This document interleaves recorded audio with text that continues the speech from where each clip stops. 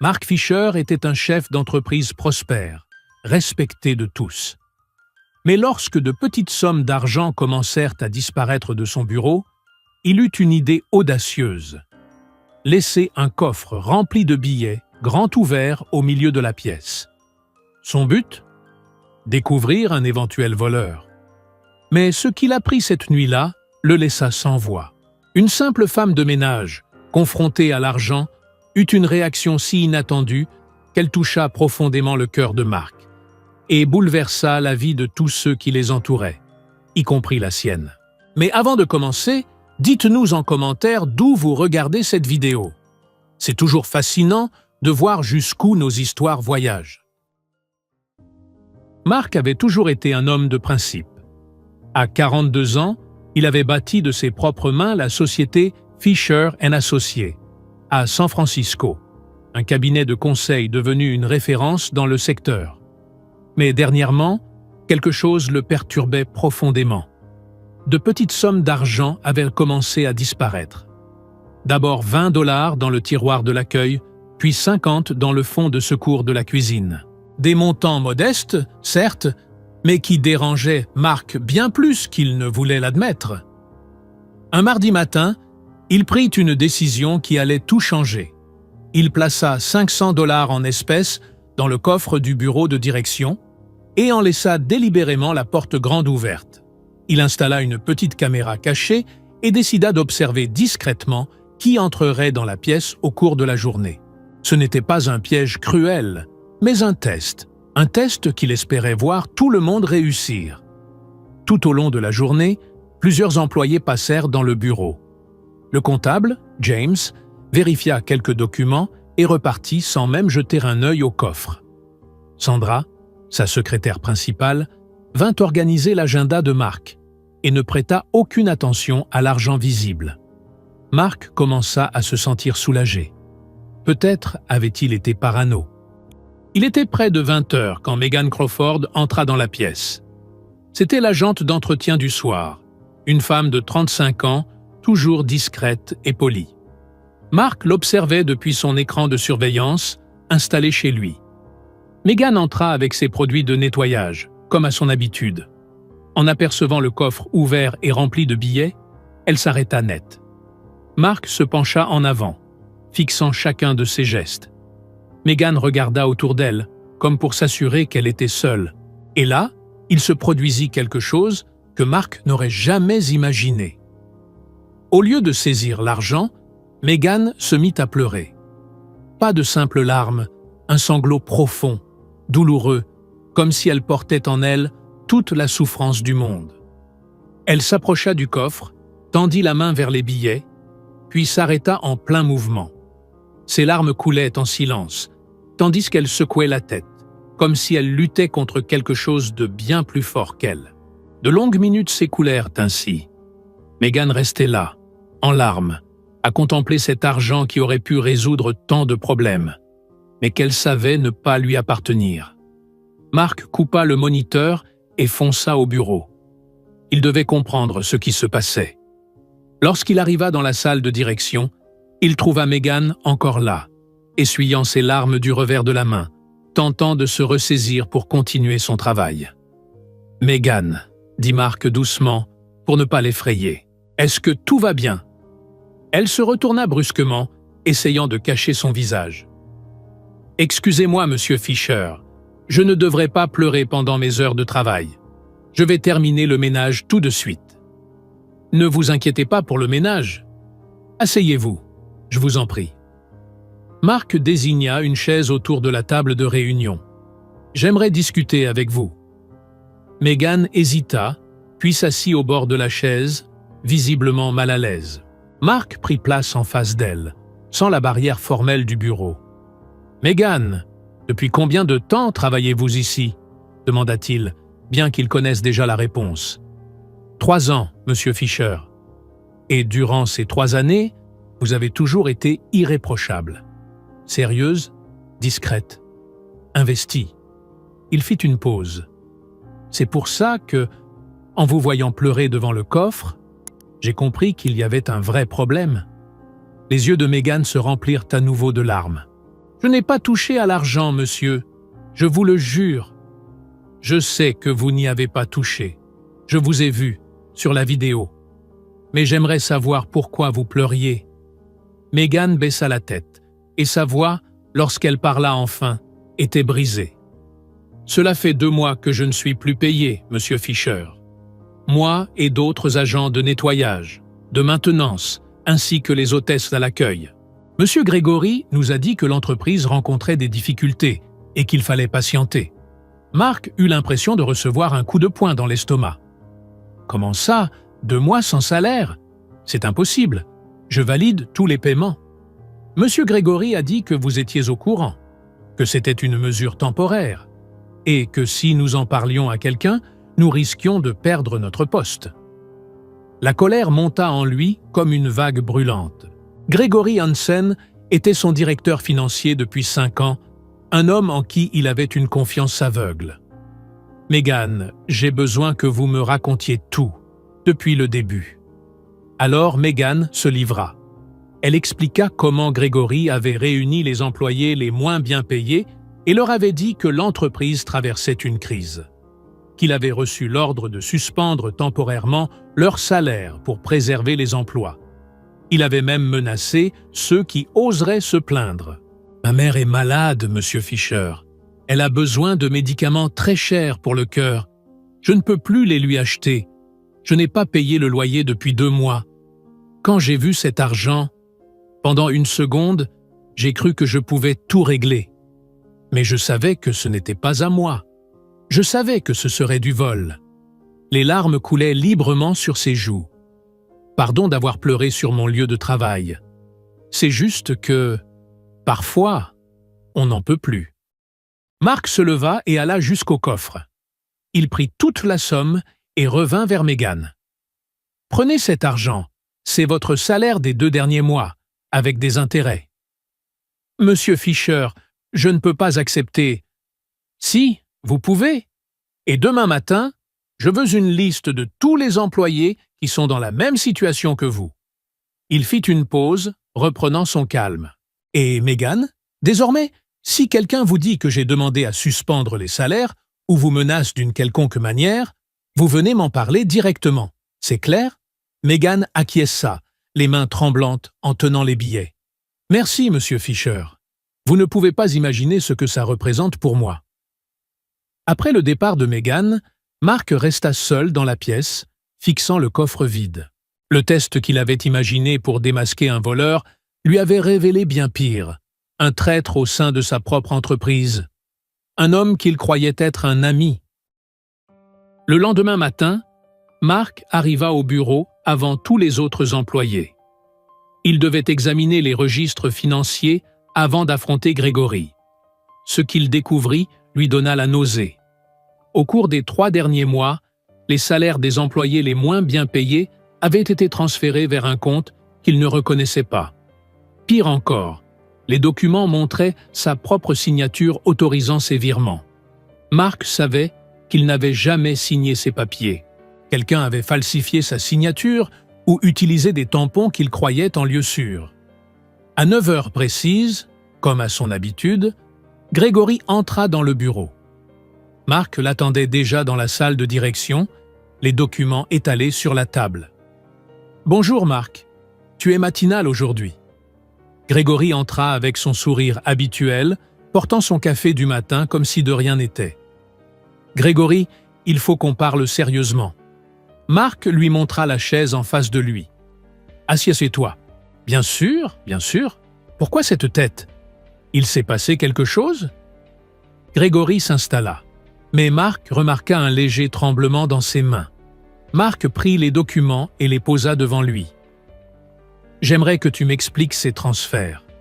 En particulier, pourquoi les salaires de Meghan, de l'équipe de ménage et de maintenance ont été envoyés sur ce compte. » Gregory parcourut les papiers et son visage devint livide.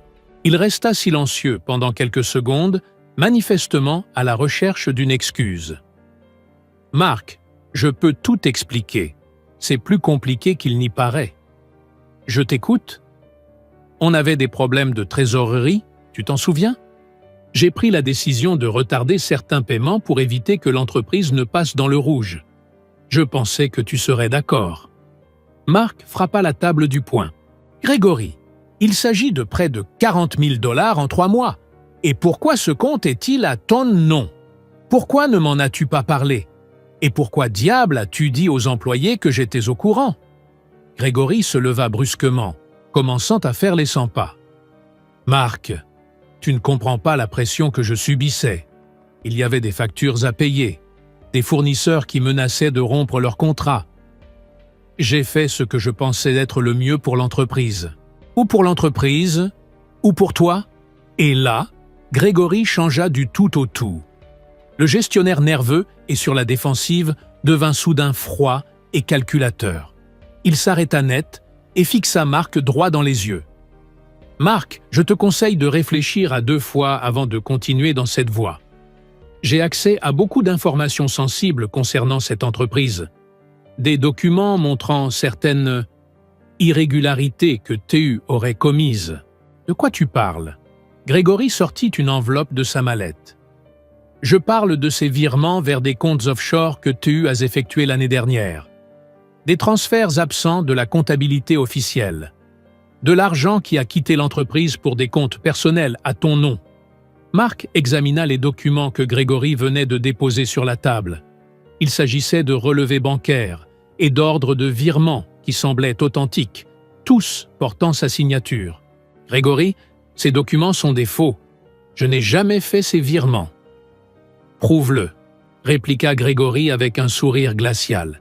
« Parce que moi, j'ai des copies de tout.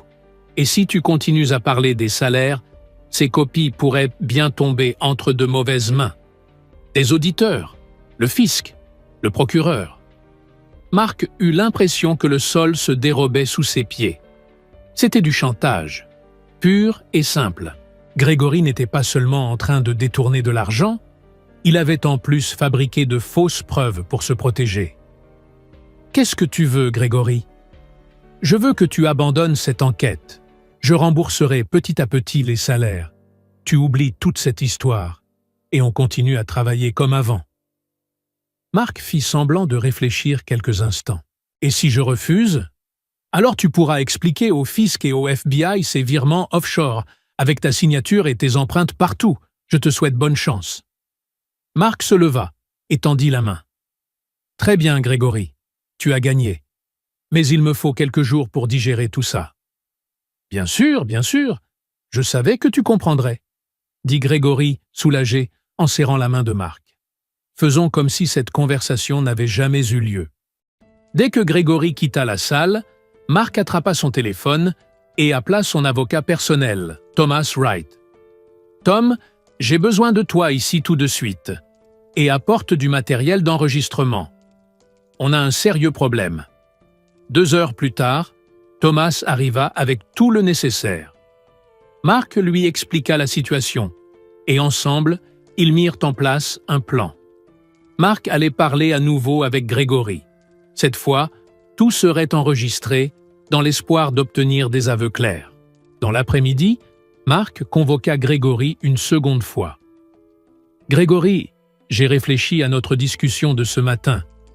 Je veux comprendre un peu mieux comment tu as organisé ce système avec les salaires. » Pensant que Marc avait cédé au chantage, Grégory se montra plus détendu. « C'était simple, Marc. Je transférais les salaires sur un compte temporaire, je laissais l'argent fructifier quelques semaines, puis je reversais une partie aux employés. La différence, c'était ma commission de gestion. Et les faux documents sur mes virements offshore? Ah, ça! » Grégory éclata de rire. « La technologie, mon ami! Avec les bons logiciels et un peu de temps, on peut créer n'importe quel document. Ta signature numérisée, tes tampons, tout ce qu'il fallait pour rendre les papiers crédibles. » « Tu as falsifié ma signature? » « Évidemment! Comment crois-tu que j'ai autorisé les virements? Et j'ai effacé toutes les traces dans les systèmes de l'entreprise. Si quelqu'un enquête, il ne verra que ce que j'ai choisi de laisser. » Marc jeta un regard à Thomas, caché derrière un meuble, qui confirma que tout était bien enregistré. « Grégory, tu viens d'avouer escroquerie. faux en écriture et détournement de fonds. Avouez quoi? Marc, on est partenaires dans cette affaire. Tu as accepté l'accord. Je n'ai accepté aucun accord. Et tout ce que tu viens de dire est enregistré. Grégory se leva d'un bond, le visage rouge de colère. « Espèce d'enfoiré, tu m'as piégé !» Thomas sortit de sa cachette, montrant l'enregistreur. « Grégory Hansen, en tant qu'avocat, je vous informe que vous avez le droit de garder le silence. » Grégory regarda les deux hommes, comprenant qu'il était tombé dans un piège. Mais au lieu de se rendre, il afficha un sourire inquiétant. « Vous vous croyez malin ? Sachez que j'avais prévu cette éventualité. » Il sortit son téléphone et le montra à Marc. « Il y a 1 heure, j'ai envoyé des copies de tous ces documents à un contact de la police fédérale. À l'heure qu'il est, ils sont probablement en train de préparer un mandat de perquisition contre cette entreprise. » Marc sentit son univers s'écrouler.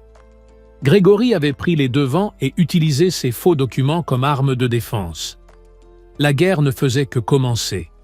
Mais désormais, c'était Marc qui allait apparaître comme le suspect, et non la victime. Le lendemain matin, Marc arriva au bureau et remarqua une agitation inhabituelle à l'entrée du bâtiment. Des fourgons de police étaient garés devant, et des agents fédéraux parlaient au concierge. Son estomac se noua lorsqu'il comprit que Grégory avait mis sa menace à exécution.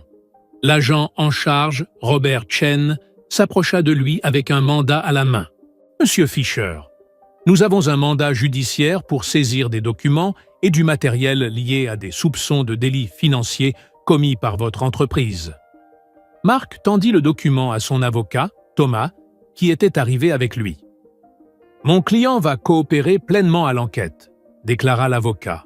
« Mais je tiens à préciser qu'il est la victime d'un montage orchestré par un employé malhonnête. »« Ce sera à l'enquête d'en juger, » répondit l'agent Chen. « Monsieur Fisher, vous êtes suspecté d'évasion fiscale, de transfert frauduleux et de blanchiment d'argent. » Pendant plus de 4 heures, les agents fouillèrent chaque recoin du bureau.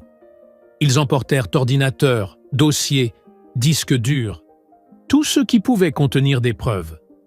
Les employés assistaient à la scène, partagés entre l'inquiétude et l'incompréhension. Marc tenta d'expliquer à certains que tout cela n'était qu'un malentendu, mais il comprit vite que ces mots sonnaient creux. Lorsque les agents quittèrent enfin les lieux, Marc rassembla tous les employés dans la salle principale. 32 personnes étaient présentes, dont Megan, qui le regardait avec une expression de doute qui lui brisa le cœur. « Je vous dois des explications, » commença Marc. « J'ai découvert que Grégory détournait les salaires de certains d'entre vous depuis plusieurs mois. Quand je l'ai confronté, il m'a menacé avec de faux documents. Et aujourd'hui, il est allé voir la police avant moi pour tenter de me faire porter le chapeau. » James, le comptable, leva la main. « Marc, si c'est Grégory le voleur, pourquoi c'est vous que la police vient perquisitionner? Parce qu'il a fabriqué des preuves contre moi, des documents avec de fausses signatures, des transferts que je n'ai jamais faits. » Sandra, la secrétaire principale, semblait perdue. Mais comment savoir qui dit la vérité, vous ou lui? Cette question frappa Marc comme un poignard. Il comprit qu'il avait perdu la confiance des personnes qui comptaient le plus pour lui. « C'est à vous d'en juger. Tout ce que je peux faire, c'est continuer à me battre pour prouver mon innocence. » Dans les jours qui suivirent, la situation se dégrada encore. L'enquête fut révélée par la presse locale. Certains clients annulèrent leurs contrats. Des fournisseurs exigèrent des paiements anticipés. Marc assistait, impuissant, à l'effondrement de l'entreprise qu'il avait bâtie avec tant d'efforts. Le moment le plus douloureux arriva le vendredi, lorsque Megan frappa timidement à la porte de son bureau. Elle entra lentement, visiblement mal à l'aise. « Monsieur Fisher, je dois vous parler. »« Bien sûr, Megan. Asseyez-vous. »« Je ne sais plus quoi penser. Vous m'avez aidé quand j'étais au plus bas. Mais aujourd'hui, avec toutes ces accusations, Grégory a dit à certains collègues que vous utilisiez notre situation pour jouer les victimes. » Marc sentit comme une gifle au visage. Megan, tu crois vraiment que j'irai jusqu'à utiliser ta souffrance pour me faire passer pour une victime? Je ne veux pas y croire.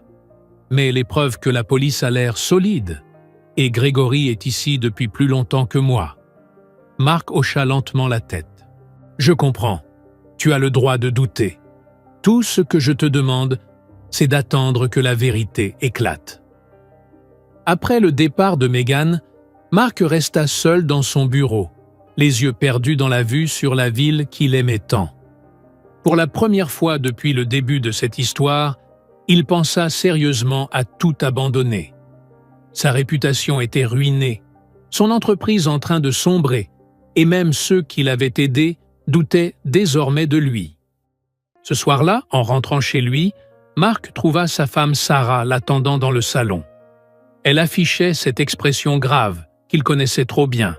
« Mark, les enfants entendent des choses à l'école. Les parents d'autres élèves parlent de toi. Certains ne veulent plus que leurs enfants jouent avec Tommy et Lisa. » Mark s'effondra sur le canapé. « Sarah, je n'ai rien fait de ce dont on m'accuse. Je sais, moi, je te crois. Mais il faut penser aux enfants. Peut-être qu'ils devraient aller passer quelques semaines chez ma mère, le temps que tout se calme. Tu me demandes d'éloigner mes enfants ?» Sarah s'assit à côté de lui et lui prit la main. « Je te demande de les protéger. Ils sont trop jeunes pour comprendre. Voir leur père traîner dans la boue, entendre toutes ces accusations, ça peut les marquer à vie. » Mark savait qu'elle avait raison, mais l'idée d'être séparé de ses enfants, au moment où il avait le plus besoin d'eux, était insupportable. « Et toi, tu restes ?»« Je reste, et on va se battre ensemble. Mais Mark, promets-moi une chose. Si un jour on découvre que tu as réellement fait quelque chose de mal, je veux que tu me le dises, quelle que soit la vérité. » Mark plongea son regard dans celui de la femme qu'il aimait depuis 15 ans. « Sarah, je le jure sur la vie de nos enfants, je suis innocent. Quelqu'un essaie de me détruire, mais je n'ai rien fait d'illégal. » Pendant ce temps, à l'autre bout de la ville, Grégory savourait un whisky hors de prix dans son luxueux appartement. Il pensait avoir gagné. Mark était désormais en position de faiblesse. Mais ce que Grégory ignorait, c'est que le FBI avait commencé à analyser les documents qu'il avait remis. Des experts en falsification passaient chaque signature, chaque ligne, au peigne fin. De retour au bureau, Mark prit une décision radicale. Bien que son entreprise soit sous enquête et que sa réputation soit en lambeaux, il utilisa ses économies personnelles pour payer tous les salaires en retard. Il se rendit à la banque, retira 80 000 $ de ses comptes privés et le lundi matin, il déposa une enveloppe sur le bureau de chaque employé concerné. Quand Megan trouva l'enveloppe à son nom, contenant non seulement ses salaires dus, mais aussi un supplément pour les médicaments de sa mère, elle se mit à pleurer de nouveau. Mais cette fois, ce n'était pas du désespoir. C'étaient les larmes de quelqu'un qui commençait à comprendre qui était vraiment de son côté. 3 semaines après le début de l'enquête, Mark reçut un appel qui allait tout changer. C'était l'agent Chen au téléphone, et sa voix était très différente de la première fois qu'ils s'étaient reparlé. « Monsieur Fisher, j'ai besoin que vous veniez au bureau du FBI aujourd'hui. Il y a eu des avancées majeures dans votre dossier. » Mark et Thomas se rendirent au bâtiment fédéral à l'heure convenue. L'agent Chen les accueillit avec une expression mêlant soulagement et gêne professionnelle. « Monsieur Fisher, notre enquête a révélé que vous avez été victime d'un montage sophistiqué. Tous les documents présentés par Grégory Hansen sont des faux.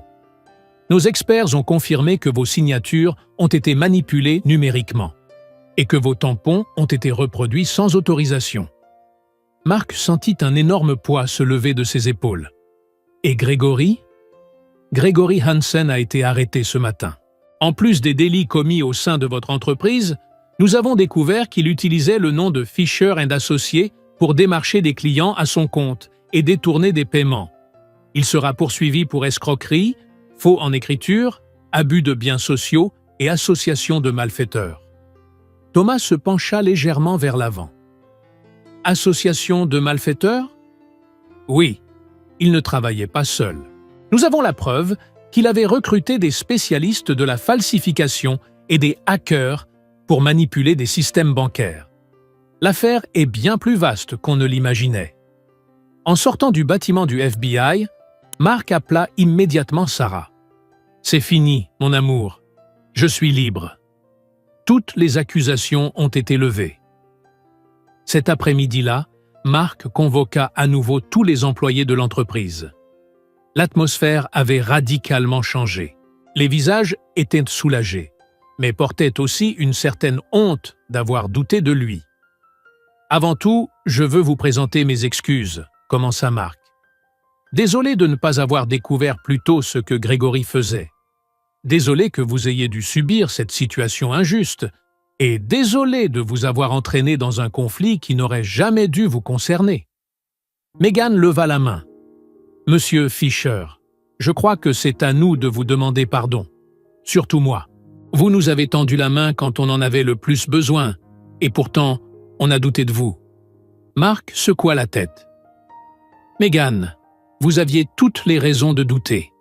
La situation était floue, et vous faisiez ce qu'il fallait pour protéger vos emplois et vos familles. Il n'y a rien à pardonner. » James, le comptable, se leva.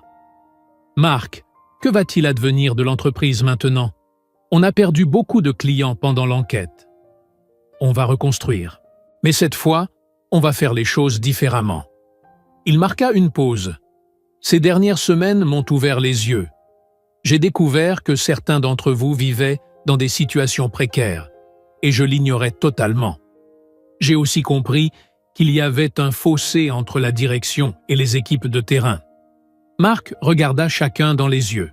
« Alors, voici ce que je propose. Premièrement, je vais créer un fonds d'urgence pour les employés. Si quelqu'un rencontre des difficultés, il pourra être aidé rapidement, sans paperasse inutile. Deuxièmement, je vais organiser des réunions mensuelles avec l'ensemble du personnel, sans exception. Je veux connaître vos besoins, vos idées, vos espoirs, vos inquiétudes. » Sandra leva la main. « Et si un autre Grégory apparaissait? On va mettre en place des contrôles croisés. Aucune décision financière importante ne sera prise par une seule personne. Et surtout, je veux que vous sachiez que ma porte sera toujours ouverte. Vous pouvez venir me parler de tout, à tout moment. » Dans les mois qui suivirent, Fisher & Associés ne se contenta pas de se relever. Elle prospéra comme jamais. L'histoire du coffre ouvert devint célèbre dans le monde des affaires à San Francisco. Mark fut invité à donner des conférences sur l'éthique, le leadership et l'importance de réellement connaître ses employés.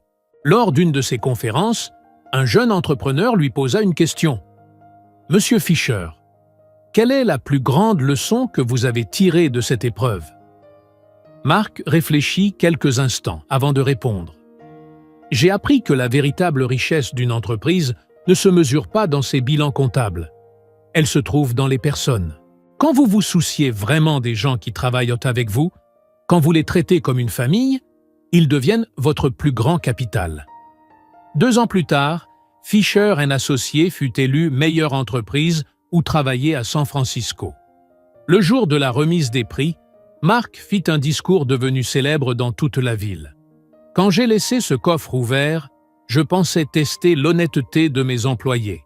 En réalité, c'est moi qui étais mis à l'épreuve. La vie me demandait « Est-ce que tu tiens vraiment à ceux qui travaillent pour toi ?» Aujourd'hui, je peux répondre sans hésitation « Oui, j'y tiens. » Et ça a tout changé. Dans la salle, Megan était assise aux côtés de sa mère, aujourd'hui totalement rétablie grâce à la mutuelle santé offerte par l'entreprise. Les larmes aux yeux. Elle avait compris que parfois, la plus grande des richesses n'est pas celle que l'on prend, mais celle que l'on choisit de laisser, par principe. Et Mark, lui, avait compris que le vrai succès ne se mesure pas à ce que l'on possède, mais à l'impact que l'on a sur la vie des autres. Le coffre, autrefois laissé ouvert pour piéger un voleur, était devenu le symbole d'une nouvelle manière de diriger, avec le cœur grand ouvert et des portes toujours ouvertes à ceux qui en ont besoin. L'entreprise prospérait, pas seulement sur le plan financier, mais comme un lieu où chacun se sentait respecté, écouté, valorisé. Et Marc savait désormais, au plus profond de lui, que c'était ça, la vraie définition de la richesse. Si cette histoire vous a touché d'une manière ou d'une autre, laissez un commentaire en nous disant ce que vous auriez fait à sa place. Likez la vidéo, partagez-la avec quelqu'un qui a besoin d'entendre ce message aujourd'hui. Et souvenez-vous, la vraie richesse ne se trouve pas dans un coffre-fort, mais dans le cœur.